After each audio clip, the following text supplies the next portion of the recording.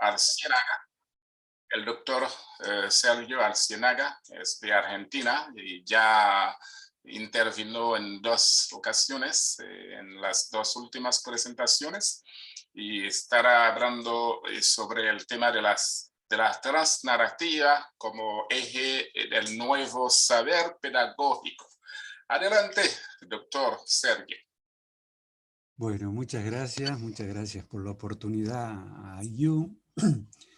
Y bueno, la verdad que como decía cuando intervine para preguntar a Marcela, que digamos, digo, qué difícil que la tengo en este momento, una por el bonito acento que tienen en Centroamérica nuestros hermanos latinoamericanos, ¿no? Bueno, yo haré lo que pueda con mi acento, pero la verdad que hablan muy bonito, me encanta. Y la otra, la trascendencia, ¿no? Bueno, no sé, doctor Edwards, si podemos comenzar con la presentación.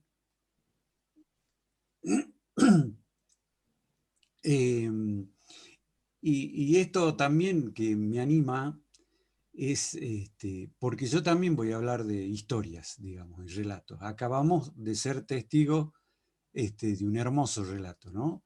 Impactante.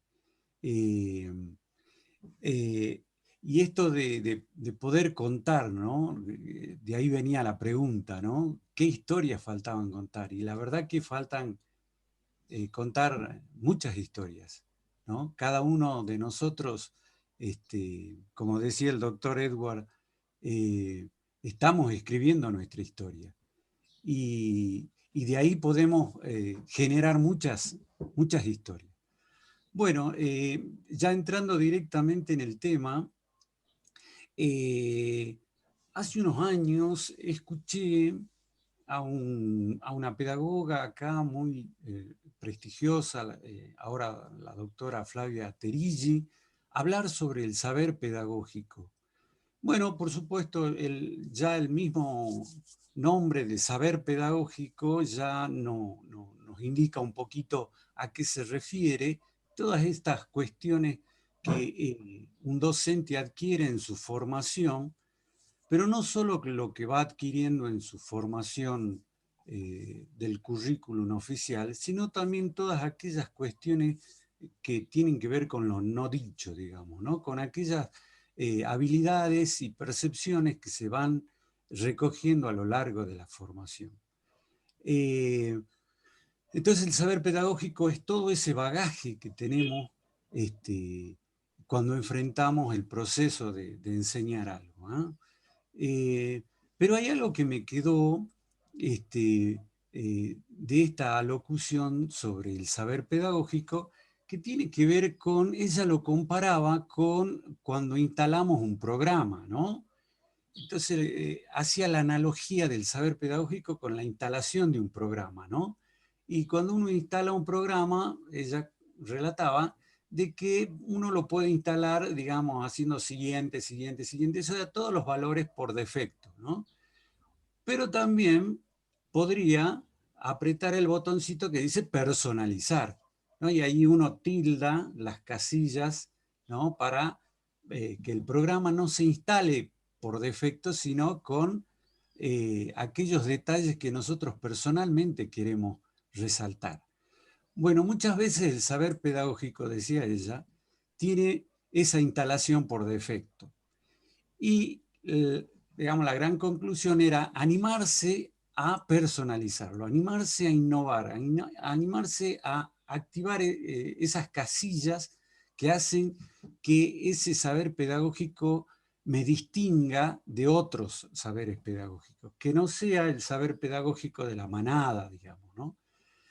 Bueno, me quedó la historia, y a pesar de que hace muchos años que estuve en la charla, ¿no? Bueno, y también ese detalle, ¿no? De cómo, digamos, las historias nos impactan. Y por supuesto, esto de también un posicionamiento, ¿no? Un posicionamiento personal de que no todas las narrativas tienen una misma lectura, tienen una misma intencionalidad. Hoy por hoy los grandes medios generadores de grandes narrativas, ¿no? Narrativas 24/7, ¿no? O sea, las 24 horas, los 7 días de la semana y podemos decir los 365 días del año, nos están mandando un mensaje. Nosotros tenemos que ser capaces de que nuestras propias narrativas, así como Marcela, sean las que tengan el valor para enfrentar, ¿sí?, a esas narrativas dominantes que nos quieren imponer una forma de vida, unos modelos de éxito, etc. Así digo, ese es el posicionamiento también. Nuestras propias narrativas, nuestras propias historias, como fuerza contrahegemónica a esas narrativas dominantes. Bueno, y dentro de este contexto, mi tema de tesis fue un dispositivo didáctico que tiene que ver con estas cuestiones, que lo hemos dado o le di en llamar paisajes transmediales de aprendizaje. Pero ya vamos a llegar a ese punto. Podemos avanzar, doctor. Bueno, la charla tiene dos momentos, ¿sí? Uno que tiene que ver la transmedia y su transposición hacia el campo educativo y uno de los tópicos que son ejes centrales de la propuesta, que es el aprendizaje o cómo aprende la memoria. Entonces vamos a alargar con el primer momento de la transmedia y su transposición. ¿Podemos pasarla, doctor? Exactamente. Bueno, esta no es una muy buena diapositiva y posiblemente tengan la misma reacción que mi avatar ahí, ¿sí?, cuando la veamos, pero les prometo que vamos a volver sobre la misma, así que la vamos a pasar, doctor, ¿sí? Pasamos a la próxima diapositiva y la vamos a encarar desde un ejemplo. Acá tenemos un muchacho colombiano, mexicano. Él tiene un video muy exitoso, ¿no? El de la glucólisis, se llama, ¿no? El proceso de metabolismo de la glucosa dentro de la célula.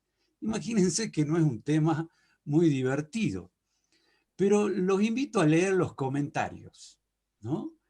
Fíjense los comentarios vuelvo a repetir, él está enseñando el metabolismo de la glucosa en la célula. Fíjense el pizarrón lleno de fórmulas, para nada divertido, pero miren los comentarios que le hace la gente, ¿sí? Profe, me siento como en una película de acción, dice el último, ¿no?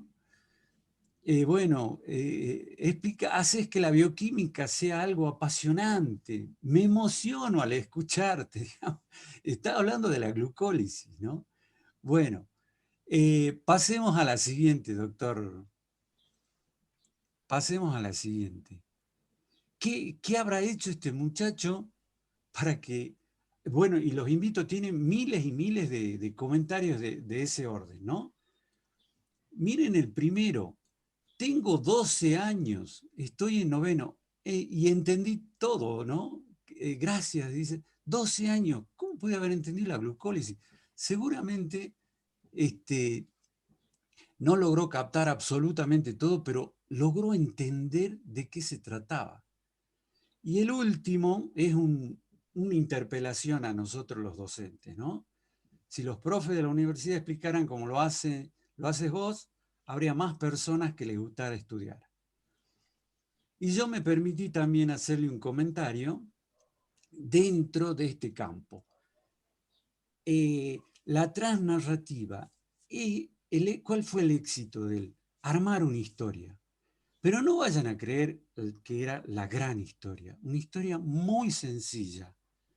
La glucosa era engañada y la llevaban engañada a la célula y adentro de la célula las enzimas a través de ese engaño la lograban atacar para robarle su riqueza, que era la energía, digamos. Una historia muy sencilla, pero que él fue encadenando cada uno de los pasos dentro de esa historia, ¿sí? Yo me permití hacerle un videojuego de manera tal de poder contar también esa historia, ¿no? Yo me colgué de esa historia que él muy sencillamente y muy ingeniosamente armó para poderla contar también desde un videojuego, ¿sí? Bueno, ahora sí vamos de nuevo, doctor, a la próxima para leer esa definición de transnarrativa. Esperemos que ahora como el avatar podamos festejar que la entendemos muy bien. Fíjense, él tuvo la capacidad de hacer una envoltura narrativa. Esa envoltura narrativa cubre ese, eh, esa temática tan árida, tan difícil de interesar como es la glucólisis, pero él logra a través de esa envoltura atrapar a su audiencia, ¿sí? Para que se apropie de esa historia y de esa manera se apropie del contenido, ¿sí? Y la idea de poderla desplegar en otras plataformas tiene que ver, por ejemplo, con ese videojuego, ¿sí?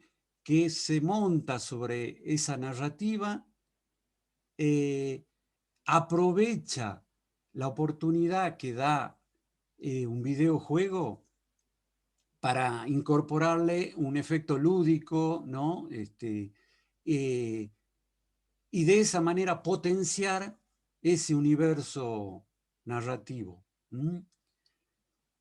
Bueno, pasemos a la próxima, doctor. Vamos a repasar un poquito los antecedentes y vamos a... ¿Por qué? Porque es interesante ver cómo ya eh, eh, en 1964, por ejemplo, ya se estudiaba esta cuestión de los medios, ¿no? McLuhan es un estudioso, un pionero, y él lanza esta frase muy controvertida en su momento, dice que el medio es el mensaje.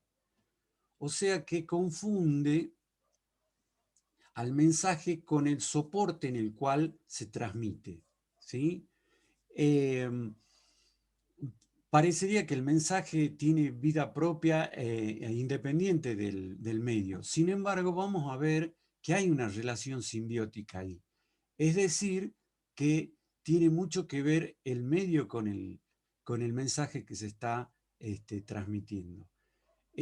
Seguramente, si Marcela se anima a escribir un libro, en el libro seguramente habrá cuestiones que no estaban en la locución de recién. Pero así también en la locución de recién, en este medio digital, donde pudimos observar la tonalidad, la expresión, nos pudimos emocionar junto a ella, también le da una característica que en el libro seguramente no va a tener. Esto es, que cada medio le aporta a la historia su fortaleza, su particularidad. ¿Mm? Pasemos a la siguiente, doctor.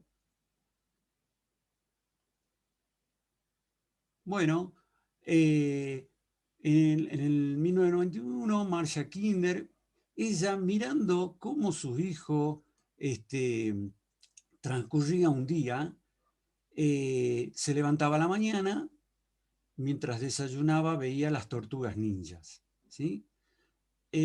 Una vez que terminaba la serie en la televisión, su hijo iba, abría la caja de juguetes y se ponía a jugar con los juguetitos de las tortugas ninja, inventando sus propias historias. A la tarde, digamos, el papá lo llevaba a ver la película de las tortugas ninja, ¿sí? Y de nuevo a la noche ya él se ponía con la revista, ¿no? Con las historietas, los cómics de las tortugas ninja. Entonces él, a ella le llamó mucho la atención el fenómeno de la intertextualidad, es decir, cómo de un medio a otro las historias se iban trasladando, digamos, ¿no? Y cómo podían ser representadas, ¿no? Eh, Fue la primera en usar la palabra transmedia. ¿M? La transmedia tiene esa particularidad de que de un medio a otro se pueden transferir historias, ¿sí? A pesar de que son la serie televisiva de las Tortugas Ninja era distinta a las historias que él se imaginaba con sus juguetes y a su vez era distinta a la historia que iba a ver en el cine y también la que leía en los cómics. Pero sin embargo había como un hilo conductor, ¿no? Intertextual, se iba pasando, digamos, contenido de un medio al otro a través de la historia. Pasemos a la próxima, doctor. Bueno, Henry Jenkins, un investigador en ese momento del MIT, estudia el fenómeno de cómo se estaban fracturando las audiencias. Ya, digamos, el modelo de negocio del broadcasting de uno a muchos, o sea, un periódico o muy pocos periódicos leído por una gran audiencia. ¿Eh? Una telenovela en un horario determinado vista por muchísimos usuarios, ¿eh? Consumidores. Eh, bueno, la dieta mediática era muy escasa, o sea, había pocos medios, diario, radio, televisión, cine, cómics, y ahí terminaba. Bueno, con la venida de Internet, ¿no? La aparición de Internet, ese ecosistema mediático creció exponencialmente y empezaron a suceder esta cuestión de la fragmentación o atomización de las audiencias. Las empresas, las dueñas de las grandes franquicias empezaron a preguntar de qué manera retener las audiencias y encontraron que se podía usar distintas plataformas, ¿sí? Para captar las audiencias, ¿sí? Pero con la característica de que en cada plataforma no se contaba la misma historia, sino usando lo que ellos llaman el mismo universo narrativo, contar distintas historias sobre el mismo universo narrativo. ¿Mm? Y es el primero que propone el término de transmedia storytelling. ¿Eh? Entonces, es la historia contada en distintas plataformas, ¿sí? Distintas historias, pero un mismo universo narrativo. Pasemos a la próxima. Bueno, otro referente, un argentino, Carlos Scolari, él trabaja, cuenta que él lo entrevista a Henry Jenkins allá por el 2003 y él tira este término que de alguna manera le pone nombre a ese fenómeno de la fragmentación de audiencias y a la distribución de las historias en distintas plataformas, ¿no? Acá es interesante, él avanza sobre una cuestión que tiene que ver con la interfaz, pero la interfaz como una metáfora, ¿no? Para permitir un código común, digamos, ¿no? El término de metáfora, de interfaz, perdón, viene de la química, ¿no? Donde, por ejemplo, una gota de aceite en vaso de agua genera como dos fases, ¿no? De ahí venía, ¿no? Y la interfaz vendría a ser ese límite entre ambos mundos, ¿ah? El mundo acuático y el mundo del aceite, digamos, ¿no? Bueno, de ahí viene el término de interfaz para representar ese límite, esa membrana que me permite comunicar el mundo analógico del mundo digital, digamos, ¿no? Eh, bueno, Carlos Scolari trabaja mucho esta cuestión y vamos a ver la importancia que tiene el tema de la interfaz en la comunicación de dos lenguajes distintos. Un un lenguaje de máquina, lenguaje digital, en esta era digital en la que estamos transcurriendo, y es el lenguaje analógico de poder contar historias, ¿sí? Pasemos a la próxima, doctor.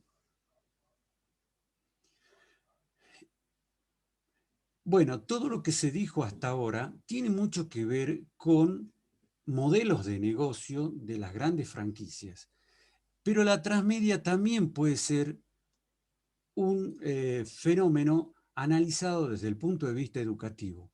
Y acá me quedo con alguien no tan conocido, pero que trabaja mucho, pero él trabaja el concepto de transmedia. Nayar Durgan Alberto es un argentino también. Él viene de la programación de videojuegos. Le da este toque a la transmedia, ¿no? Es un juego de narración. En el fondo es un juego. Y vamos a ver que el hecho de distribuir las historias en distintas plataformas el mismo, y dentro de un mismo universo narrativo, tiene que ver con las reglas del juego, ¿sí? Hay que ludificar el relato. ¿Cuál es la idea? Yo tengo distribuido en distintas plataformas, en un videojuego, en una película, en un libro, digamos, un conjunto de historias que entre todas conforman un mismo universo narrativo. ¿Eh? Hay varios ejemplos, ¿no es cierto? Eh, ¿Cómo hago yo para que el lector del libro salte a la película o el que consumió la película salte al videojuego o el que le gusta el videojuego vaya y lea el libro? Bueno, ahí radica esta idea de ludificación del relato. Es decir, se juega con el interés del consumidor o prosumidor, es decir, en la idea de la transnarrativa está la idea del prosumidor, o sea, el usuario, el que consume, es un actor principal también en la creación y continuidad de la historia, ¿no? ¿Cómo hago para que se interese? Ahí está un poco el secreto donde tomamos esta idea del juego como narración. Pasemos a la próxima, doctor.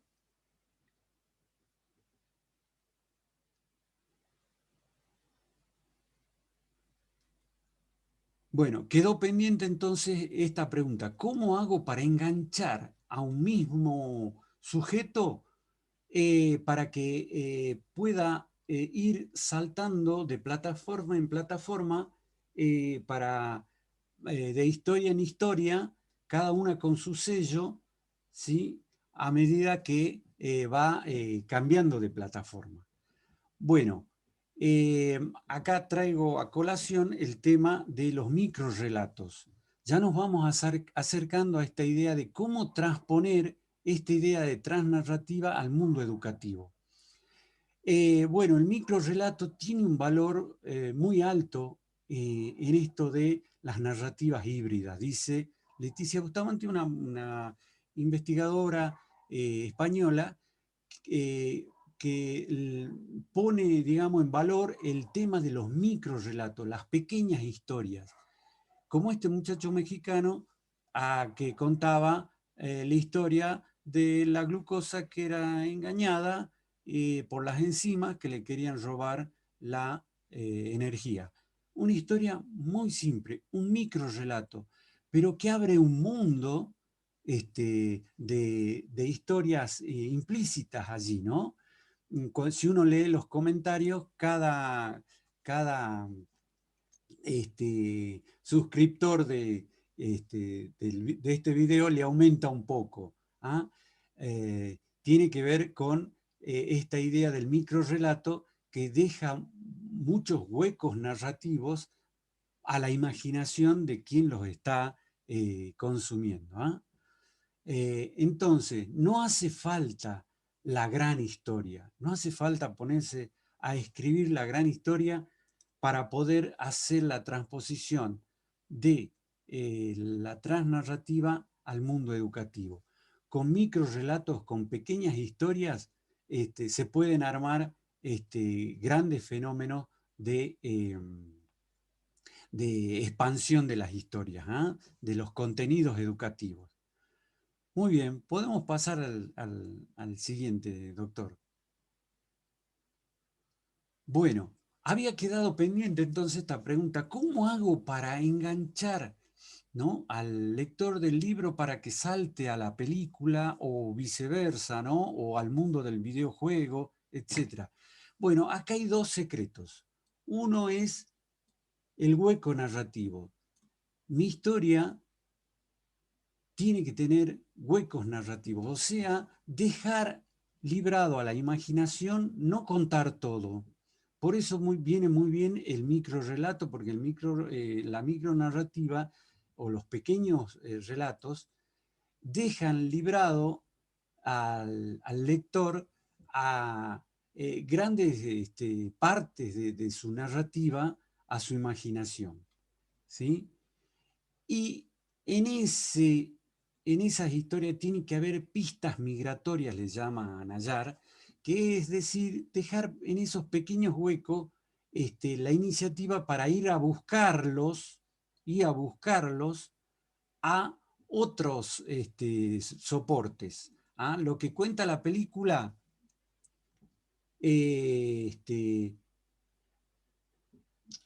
no está todo, toda la historia no está contada en la película. Entonces necesito ir al libro a poder profundizar eso que en la película quedó como hueco narrativo. O a su vez, también eh, puede pasar lo mismo y saltar a un videojuego para ver cuáles eran todas las habilidades que tenía el personaje principal a la hora de sortear algún tipo de obstáculos, por ejemplo. Ese hueco narrativo que quedó en el libro o en la película lo va a cubrir un videojuego, por ejemplo. ¿Eh? Muy bien, todo eso transcurre en un fenómeno que se llama el fenómeno de la convergencia. La convergencia es ese lector, el, el radio escucha del podcast, el videojugador, ¿sí? Es decir, el prosumidor, el que resume todo en su cabeza, ese mundo narrativo, ¿sí? Compuesto de muchas historias. Muy bien, pensemos ahora en esta idea de cómo llevarlo al aula. Es decir, yo tengo contenidos a los cuales puedo amarrar, ¿no?, hacerle una envoltura narrativa, ¿sí?, y poderlos distribuir en distintas plataformas. Con una historia muy sencilla se podría poner um, los apuntes, ¿sí?, los apuntes de un libro, los apuntes de clase, que son otro tipo de soporte, algún audio, ¿sí?, algún video tutorial, en fin, repartir en las distintas plataformas, tratando de aprovechar lo mejor de cada una para emitir esa historia, ¿sí?, que lleva adosada los contenidos curriculares de alguna materia. ¿Eh? Podemos pasar a la siguiente, doctor.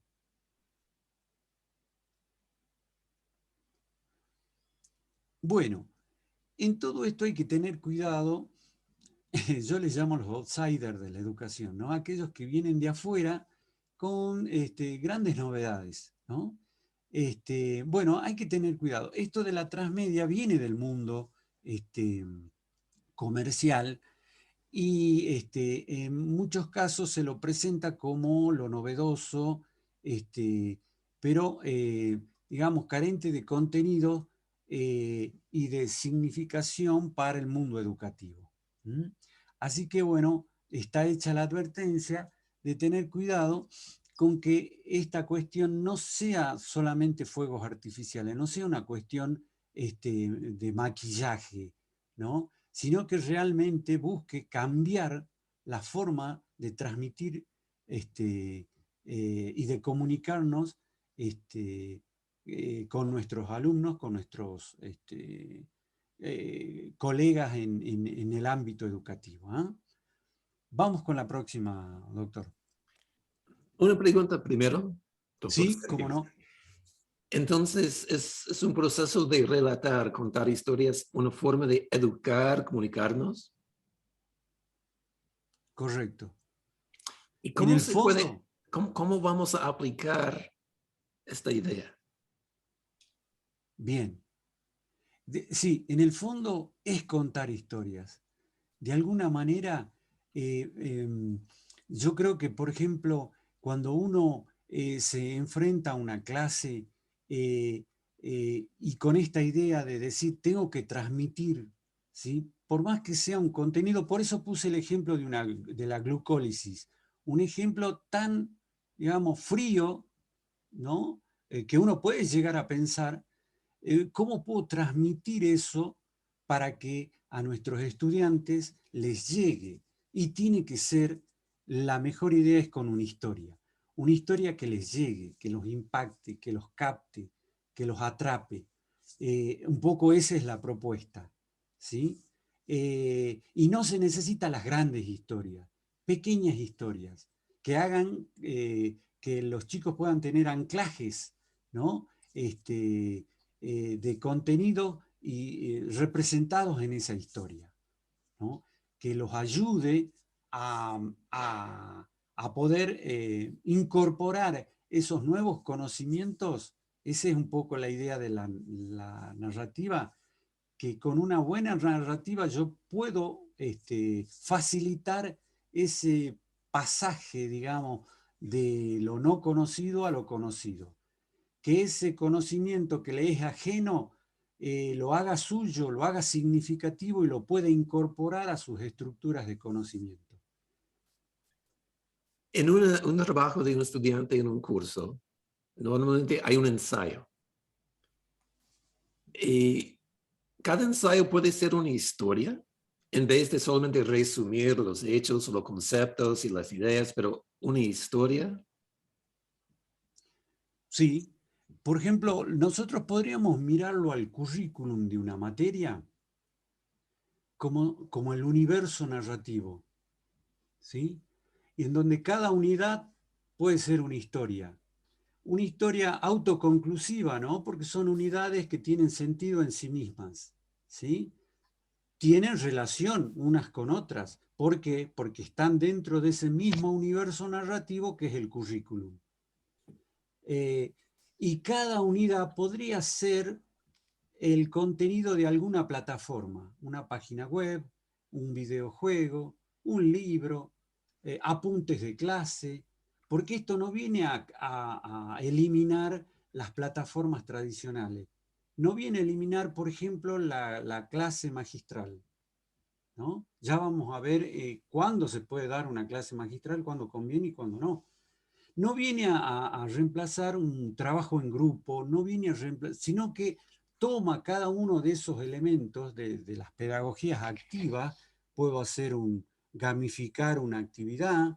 Cuando yo hablo de ludificación del relato, bueno, hasta ahora simplemente me refería a videojuegos, pero pueden ser juegos tradicionales, juegos hechos en el patio, juegos de mesa, puede ser cualquier tipo de juego.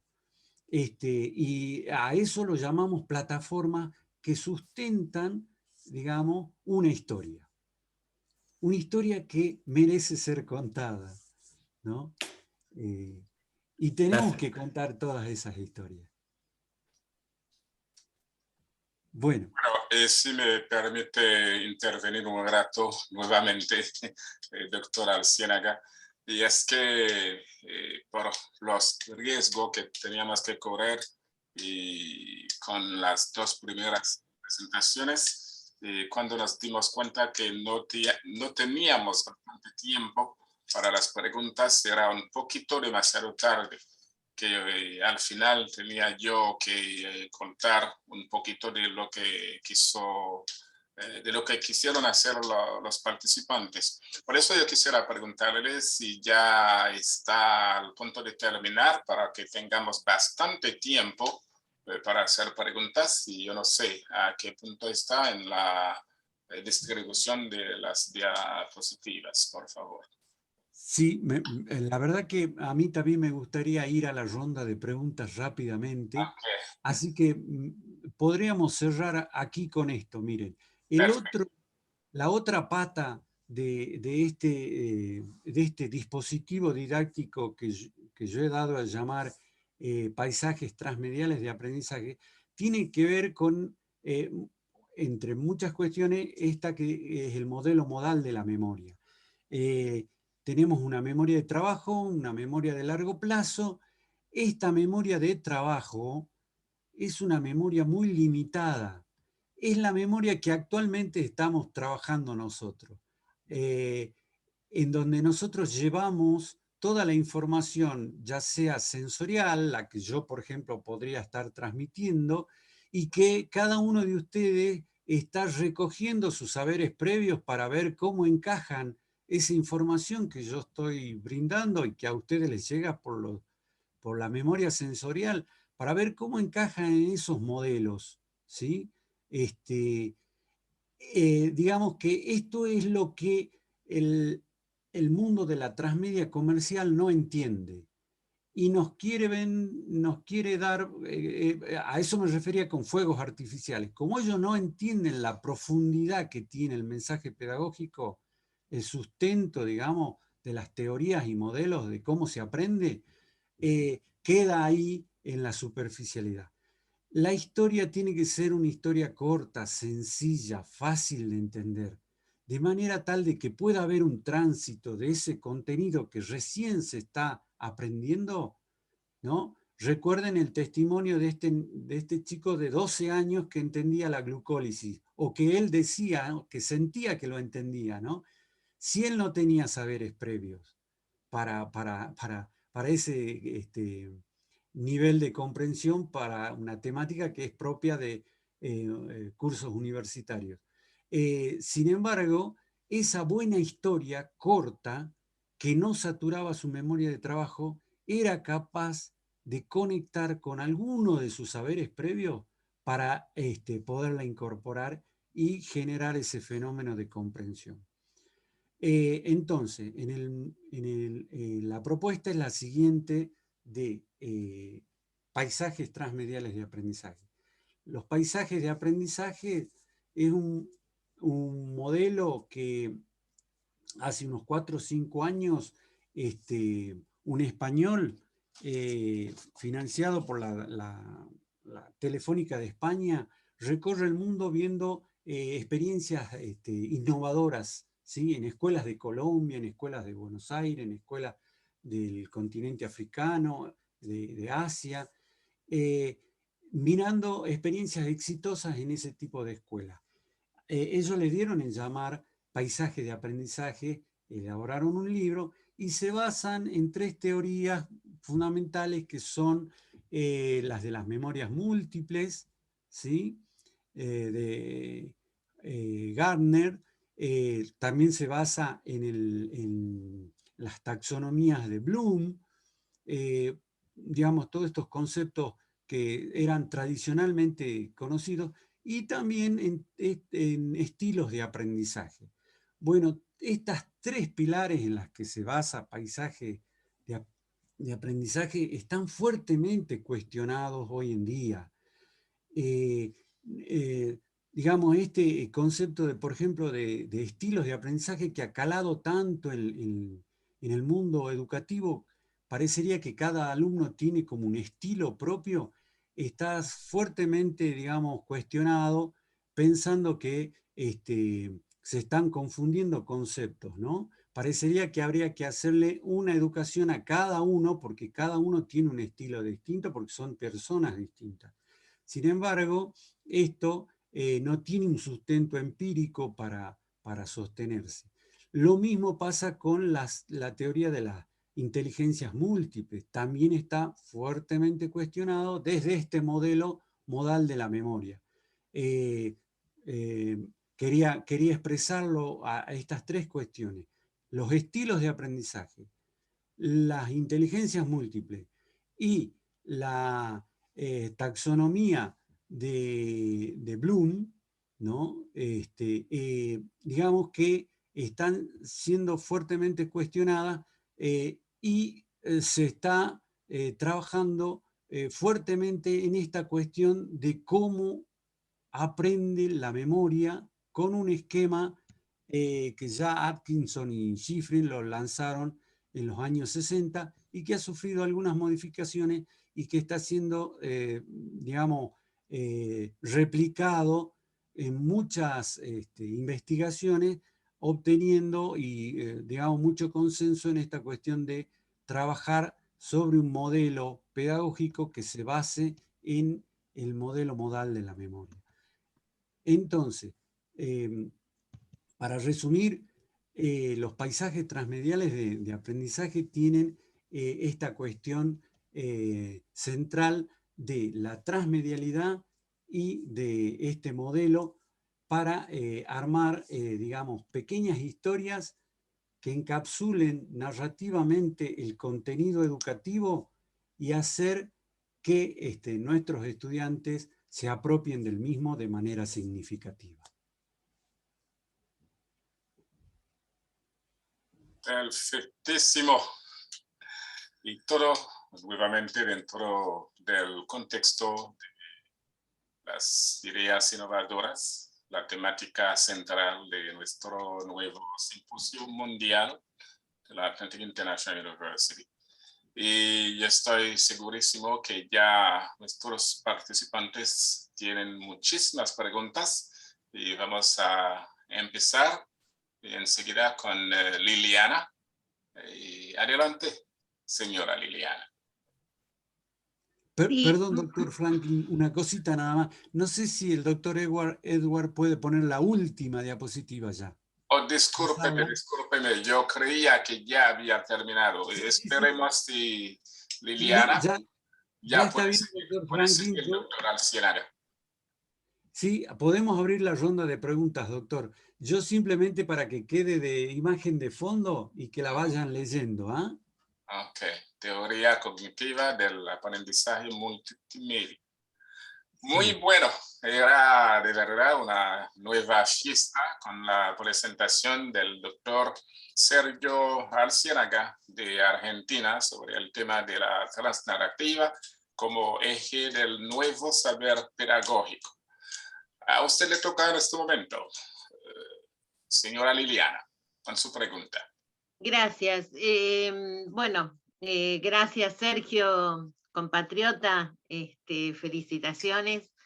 Y me quedé pensando mientras escuchaba la disertación del doctor Sergio con respecto a la historia social. O sea, nosotros estamos en Argentina trabajando mucho desde la historia social y la de corto tiempo, y entonces se podría tomar esto que él ha explicado con esta forma tan clara, tomar desde la memoria con historias recientes y desde la historia con historias no tan recientes, tomar lo que nosotros llamamos de la historia social que caben todos, o sea, que las minorías, y que antes, por ejemplo, veíamos en la historia tradicional solamente el personaje central. Vamos a poner un ejemplo que todo el mundo conocerá, aunque no sea argentino, por ejemplo, San Martín.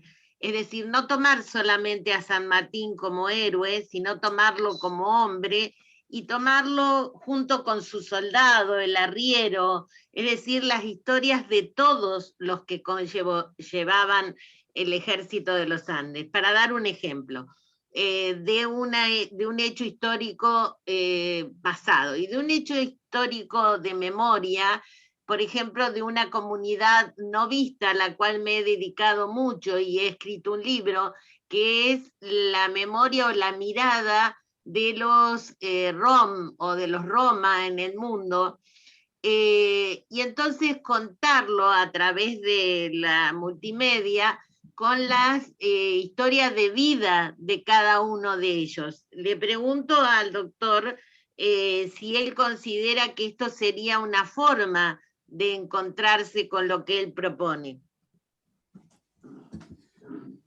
Bueno, a ver, Liliana, yo creo que la historia es un mundo muy propicio para la transmedia. Y ahí, digo, coincido plenamente que se pueden distribuir en las distintas plataformas, digamos, porque no hay una sola historia. Hay muchas historias y cada uno puede contar una historia distinta del mismo personaje, ¿sí? Ahí, por ejemplo, es interesante, a los chicos les gustan mucho los huecos narrativos, es decir, aspectos no investigados o no dichos de algún personaje. San Martín seguramente ha sido muy estudiado, pero seguramente debe tener huecos narrativos su historia. Por ahí es una muy buena puerta de entrada para interesar, para atrapar a los chicos a que lo conozcan a San Martín, por ejemplo, ¿sí? Y una buena puerta de entrada, cada uno puede elegirla, digamos. A algunos les gustará un libro, a otros les gustará un cómics, a otros les gustará una película. Pero la idea es que no se queden en esa plataforma. Ahí viene la cuestión de que ellos conozcan todo el universo narrativo y tratar de enganchar, de que esa plataforma los deje insatisfechos y puedan saltar a otra a continuar conociendo esa gran historia, por ejemplo, de un personaje. Gracias, es lo que pensaba, o sea, no verlo como mito, sino verlo como hombre, y hay un montón de cosas para decir como hombre y comparar. Y desde el punto de vista de la historia actual o de la historia reciente, lo mismo.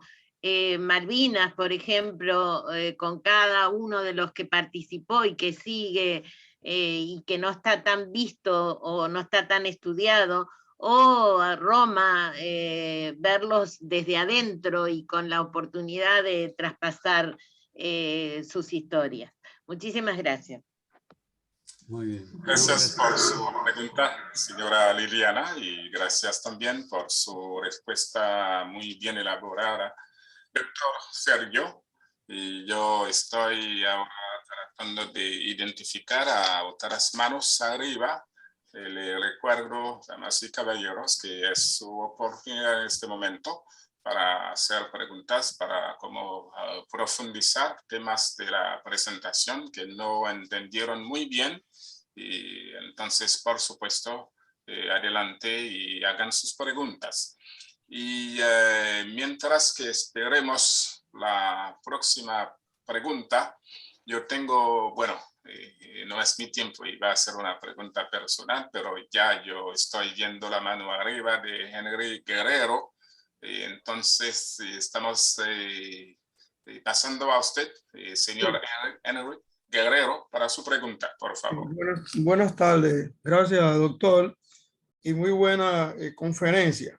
Mi pregunta va relacionada principalmente a los términos que él explicó muy bien, el doctor, sobre la ludificación, que como sabemos es una palabra que viene de un anglicismo, de gamification en inglés, y es una técnica que es muy utilizada, ¿verdad?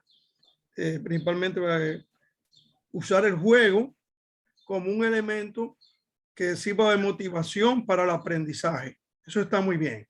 Entonces, esa parte está muy importante, pero mi pregunta va a estar relacionada a un aspecto en el cual siempre se ha dicho que toda persona tiene su propio mundo. Entonces, habría que utilizar diferentes técnicas de aprendizaje que puedan llegar a todos los individuos. Entonces, mi pregunta sería al doctor, ¿cómo valorar la teoría del aprendizaje en función del ambiente físico, psíquico y social en que cada individuo se desarrolla? ¿Cómo entraría estos aspectos de ludificación en este tipo de enseñanza? De acuerdo al ambiente físico, psíquico y social en que cada individuo se desarrolla. Muchas gracias. Muy bien. Muy buena la pregunta. La idea de poder armar una transposición al mundo educativo es tratar de que esto tome los condicionantes que tiene reales, digamos, el mundo educativo. Yo estoy en una provincia muy chica de Argentina, trabajo en escuelas marginales, este, donde hay mucha carencia, y esta idea de dividir la historia en distintas plataformas tiene que ver también con dar distintas oportunidades y tratar de que todos o la mayoría o muchos puedan elegir la puerta de entrada a esa historia, ¿sí? Algunos lo harán desde su celular, otros lo harán desde una revista, otros lo harán desde el apunte de clase, otros lo harán desde un audio, otros lo harán desde un rap, por ejemplo. La idea es que poder ese universo narrativo abrir distintas puertas según las características y posibilidades de cada uno. Esa es un poco la idea de, digamos, expandir a la mayor cantidad de plataformas posible que se pueda la historia que se quiera enseñar, ¿sí? Porque en el fondo son historias que queremos enseñar. El profesor de matemática tiene una historia que nos quiere enseñar. Yo este ejemplo que puse de este dispositivo, mi experiencia es de la robótica, digamos, ¿no? No lo quise particularizar en esta ponencia, pero por ejemplo, yo como profesor de robótica tengo una historia que quiero contarle a los chicos. Y mientras mayor cantidad de puertas de acceso a esa historia yo le pueda hacer a los chicos y que ellos libremente elijan la que más esté a su alcance, y una vez que ya están adentro de ese universo narrativo, ya lo podemos ir, ¿no? Con pistas migratorias, haciendo que salten a otras plataformas. Por ejemplo, es muy común que a los chicos les cueste leer o no les guste leer, pero si ya están inmersos en ese mundo narrativo, puede ser o la probabilidad de que puedan migrar hacia el libro, hacia el texto, sea mayor. Y de esa manera ampliar el conocimiento de esa historia que yo como profesor quiero contar. Muchas gracias, doctor Arciénaga. Y gracias también para su pregunta, señor Henry Guerrero. Pero tenemos que avanzar y ahora vamos a la señora Carmen, que tiene la mano levantada para su propia pregunta. Adelante, Carmen. Bueno, gracias por la presentación, me pareció muy interesante y encuentro afines ciertas situaciones, como en el caso de la escuela con la pintura. Lo narrativo es impactante, es la palabra la que puede detonar muchas cosas. Automáticamente me situaste en una situación imaginaria en donde el salón de clases, una narrativa puede ser, háganme un relato acerca de su desayuno. Y el solo hecho de entrar a cierta intimidad con los alumnos, con los amigos con los que uno trabaja, ya ha dejado un hueco narrativo como la duda de qué más nos puede contar esa persona. O sea, siempre va a estar ahí, de hecho, ¿verdad? Entonces, me refrescaste, lo voy a tomar mucho más en serio. Coloqué varias palabras al respecto de tu presentación. Me parece súper interesante. No imaginé lo de la robótica. Te sentía más un escritor enseñando literatura. Me pareció sumamente interesante que todo en algún momento puede converger y utilizar múltiples temas. O sea, el hueco narrativo lo tenemos todos, siempre tenemos esa cuestión de contar. Somos infinitos. Gracias por tu presentación. Bueno, muy bien dicho, señora Carmen. y estoy tratando nuevamente de identificar a otras manos, pero no vi ninguna. Entonces yo voy a aprovechar el momento para hacer mi propia pregunta. Y yo soy un autor y yo escribí varios libros, la mayor parte de ellos en el mundo pedagógico, con solamente una novela, un cuento. Y la novela ni siquiera ha sido exitosa. Y me sorprende un poquito que, según lo que acaba de decir la señora Carmen y otros participantes, estoy, por ejemplo, viendo un comentario de Astrid Villa, que estará presentando también un poquito más tarde. Me sorprende, como yo le estoy diciendo, que para todos el tema de los huecos narrativos este tema es muy popular, pero es una sorpresa que para mí es bastante nuevo, especialmente para en términos de la forma que usted lo definió, doctor Sergio, como el espacio que se deja al lector, porque como acaba de decirlo también el señor Henry, y hay un dicho que cada persona tiene un mundo muy particular, muy específico. Y eso todos lo sabemos, pero lo sabemos es entre comillas también, porque no entiendo personalmente, con 43 años en la enseñanza, en todos los niveles, yo nunca he podido experimentar este espacio de este mundo que ocupa cada uno de manera muy particular. Entonces, yo tengo una dificultad tal vez pequeña para profundizar este tema del hueco narrativo, que al dejar un espacio al lector, ¿qué es lo que se espera? Entonces, si el lector va a interpretar el contenido del relato, del cuento o de la historia en su forma, tal vez según las experiencias que ha tenido en la vida, y cómo entonces puede esperar el autor que los lectores de verdad entiendan este contenido, que lo profundicen, como se puede esperar. Muy interesante. Sí, yo creo que todas las historias que se pueden disparar, ¿no? A partir de los huecos narrativos o elipsis también llamadas, pueden después converger en un intercambio en redes, ¿sí? Grupales, que permitan a cada uno escuchar, ¿no? Cómo otros han llenado esos huecos narrativos y compararlos, digamos, con las formas en que uno se imaginó la historia. Bueno. Eso lejos de generar conflicto, enriquece el mundo narrativo que trató de contar el autor. Muchas veces se escucha a los escritores decir, bueno, yo escribí esto, pero nunca me imaginé que iba a parar, Eso ¿no? es, sí.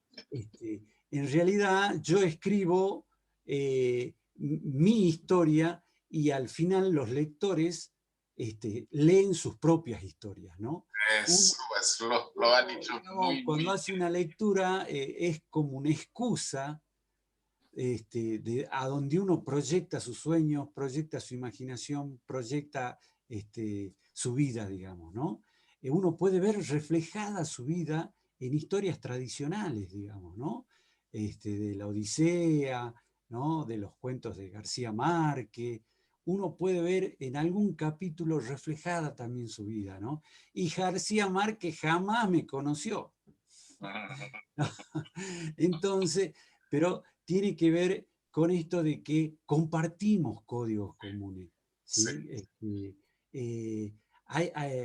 Las historias circulan y nos atraviesan. y de alguna manera nos configuran. Y eso hace que tengamos un poco en común todos, ¿no? Perfectísimo, ya entiendo. Gracias, doctor Sergio. En este momento no le voy a robar a Iván Enríquez la oportunidad de participar en este evento y hacer su propia pregunta. Adelante, Iván. Iván, su micrófono. No estamos oyendo nada.